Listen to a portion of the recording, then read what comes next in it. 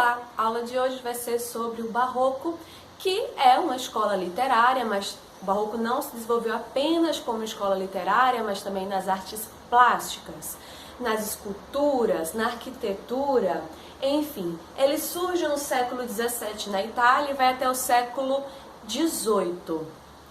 Essa imagem aqui, não sei se todos conhecem, mas é um pedaço de uma pintura do Caravaggio, que ele retrata a Medusa. O Caravaggio vai ser uma das figuras mais importantes do Barroco na esfera, mundial. O contexto histórico do Barroco é um pouco extenso. Eu sugeriria que vocês buscassem material de história sobre a Reforma Protestante, sobre a Contra-Reforma, buscassem filmes, séries que tratem um pouco disso. Eu sugeriria a série Reinado, que ela vai trazer muito bem à tona os problemas causados entre essa dicotomia, o protestantismo e o catolicismo. Bom, basicamente, o contexto do Barroco é turbulento. E a partir desse contexto, a gente consegue compreender que o Barroco é totalmente contrário do classicismo, que é a escola literária anterior. Isso porque no classicismo o homem é equilibrado, o homem é antropocêntrico, o homem é racional. E com o período do Barroco surgem acontecimentos na história que fazem com que esse indivíduo deixe de ser equilibrado, deixe de ser racional e deixe de ser antropocêntrico. O que vai acontecer? A Reforma Protestante vai questionar os dogmas da Igreja Católica. E a Igreja Católica não vai ficar parada e vai criar um movimento contrário, chamado Contra-Reforma. Esse movimento contrário quer readquirir os seus fiéis, vai caçar os hereges, as pessoas consideradas hereges, e com isso vai haver um retorno simbólico à Idade Média, por conta do retorno da Inquisição e tudo mais. Então esse é um cenário turbulento, é um cenário de medo, e acaba que esse indivíduo que tinha meio que se modernizado, entre aspas, no século anterior, tinha se tornado racional, tinha se tornado antropocêntrico, ele põe em xeque o que ele acreditava anteriormente. Então ele volta a um pensamento voltado para a Idade Média. Em relação ao Brasil, o Barroco vai ocorrer na Bahia. Isso porque Salvador vai ser a capital do Brasil nesse momento. É o momento também do ciclo da cana-de-açúcar, ou seja, a economia estava toda aqui. Capitanias hereditárias, basicamente as capitanias hereditárias, como vocês devem lembrar, não foram muito bem sucedidas, e isso também vai ser aproveitado nas poesias do Gregório de Matos, que ele vai fazer críticas severas aos governantes. Também esse é o momento da invasão holandesa e início da escravidão. O Barroco no Brasil, ainda assim, não é uma escola literária considerada tão brasileira. Isso porque os seus representantes, por exemplo, o Padre Vieira, ele é de Portugal, o Gregório de Matos, ele era baiano, parece que eles estão vivos, Dessa forma estão vivos na literatura. Mas Gregório de Matos era baiano, mas ele estudou basicamente sua vida inteira na Europa. Então, basicamente, é quase que uma literatura europeia.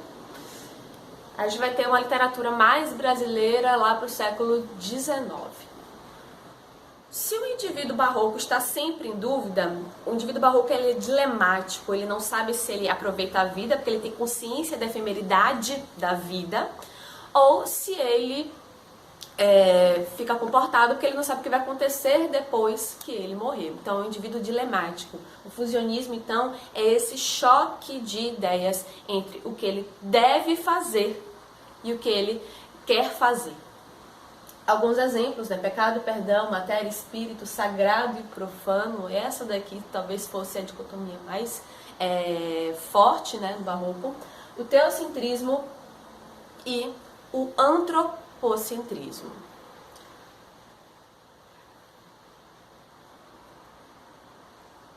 Vamos para as outras características.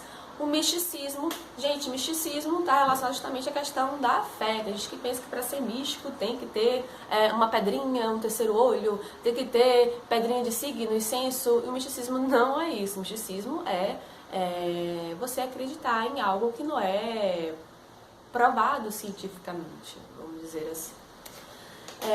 Consciência da efemeridade da vida, eu já comentei com vocês. O medo de morrer está muito forte no barroco. Nós da contemporaneidade temos medo de morrer, mas não somos lembrados disso a todo momento. A menos que um parente, uma pessoa querida, faleça. Ou a menos que você more em Brotas, que é cheio de funerário e cemitério, Federação também. Aí você vai ter uma recordação mais intensa de que a morte, ela existe a todo momento, a qualquer instante. O barroco, é como se ele tivesse desses bairros que ele olha pra janela tem funerária, ele olha pra janela tem cemitério, ele tem um parente, morre um, morre outro, então ele tá rodeado pela morte, tá com medo do resultado que virá depois da morte dele. Então, por conta disso, essa consciência da efemeridade da vida vai fazer com que ele se sinta muito na dúvida do que deve ou não deve fazer. Esse medo vai existir por conta dessa consciência forte de que a morte pode acontecer a qualquer momento. Figuras de linguagem, as principais são antítese, paradoxo, hipérbole e hipérbato. Antítese e paradoxo, o indivíduo é fusionista, né? Tá ali dilemático. Obviamente que essas duas figuras de linguagem que vão tratar do jogo de ideias ou jogo de palavras vão ser bem destacadas. A hipérbole, o barroco traz a questão do exagero, né? O barroco ao pé da letra significa pedra deformada, vamos dizer assim, exagerada, contornada. Então, a hipérbole é uma característica muito forte. Os tetos das igrejas, normalmente, em estilo barroco, são extremamente altos. O hipérbato é a inversão da ordem sintática. Observe-se, no classicismo havia o equilíbrio, o barroco é o desequilíbrio em pessoa, e esse desequilíbrio vai acontecer também na escrita. Não é que as pessoas escrevem mal, pelo contrário, elas vão escrever com exageros, com palavras muito rebuscadas, mudando a ordem sintática das orações. Se alguém te chamar de barroco, quer dizer que você possivelmente utiliza palavras muito rebuscadas e que você faz a inversão sintática constantemente nas orações. O cultismo e o conceptismo. O cultismo está relacionado com o jogo de palavras, o conceptismo com o jogo de ideias. O cultismo é representado pelo Glauber de Matos, Brasil, e o conceptismo pelo Padre Antônio Vieira. Frases interrogativas, porque, gente, o indivíduo barroco está sempre fazendo perguntas, está sempre colocando em xeque as suas colocações, seus posicionamentos. Por conta disso, as poesias e os sermões vão ter sempre muitas perguntas. Pinturas barrocas, temos várias, do Caravaggio, mas enfim, vou focar só nessa para vocês perceberem como é o barroco na pintura. A questão do fusionismo também, claro e escuro, jovem e velha. As obras barrocas normalmente têm um corte diagonal. Percebem que aqui é mais claro, aqui é mais escuro. Sempre assim, com esse jogo de opostos. Gregório de Matos vai ter uma produção dividida em 4 estilos, né? É a produção lírica, satírica, sacra e a erótica. A lírica vão ser poesias apaixonadas, você olha assim, nossa, Gregório de Matos está todo amorzinho aí. Isso que o Gregorinho de Matos, gente, ele é considerado boca do inferno porque ele faz críticas muito pesadas em relação à sociedade, em relação aos governantes, ele não mede as palavras. Muitas vezes utiliza palavras chulas. Então, um cara desse, escrever poesias líricas, você olha assim, nossa, ele também ama. Mas poesia lírica, a poesia satírica que mais cai nos exames de vestibulares, essa que vai fazer as críticas à sociedade de uma maneira geral. Vai fazer uma crítica severa também à corrupção e como as pessoas são coniventes a essa corrupção. A poesia sacra, gente, mostra um autor completamente hipócrita, cara de pau. Isso porque tem uma poesia do de Matos que ele fala assim, ó: pequei, Senhor, mas não porque hei pecado, é porque quanto mais eu peco, mais o Senhor vai me perdoar de uma maneira melhorada. Então eu vou continuar pecando, porque aí o seu perdão vai ficar mais lisonjeado. Vocês entendem a cara de pau? O barroco é basicamente isso daqui, ó, gente. Rezar de dia e curtir a noite, aproveitar a vida à noite. É sempre esse dilema entre aproveitar e se cuidar, o profano, o sagrado, sempre nesse quesito, nessa esfera. Esses slides vocês irão receber. Tem exemplos de todos os tipos de cantigas. Antigas não, porque o Gregório de Matos é meio parecido com a Idade Média em relação à sua produção. Na Idade Média tem as cantigas de escárnio, vamos dizer, enfim. O Gregório de Matos vai, em suas poesias, muitas vezes, colocar palavras chulas, muitos palavrões, aí tá censurado. Poesia amorosa, poesia sacra, poesia satírica. E o padre Antônio Vieira, que foi um padre, de certo modo, perseguido na sua época, isso porque ele defendia pessoas que eram consideradas pessoas sem alma, ou pessoas que não deviam ser perdoadas de maneira nenhuma. Por exemplo, ele defendia os índios, ele dizia que os índios não podiam ser escravizados. Ele também defendia os cristãos novos, que eram pessoas que eram judias, né? E aí se convertiam. E as pessoas eram vistas de maneira negativa, mesmo se convertendo ao cristianismo. Então, por ele fazer essas defesas, ele era muito perseguido. Ele vai se destacar pela criação de sermões muito criativos. Basicamente, as pessoas ficavam meio que ansiosas. Qual será o sermão do dia do padre Antônio Vieira?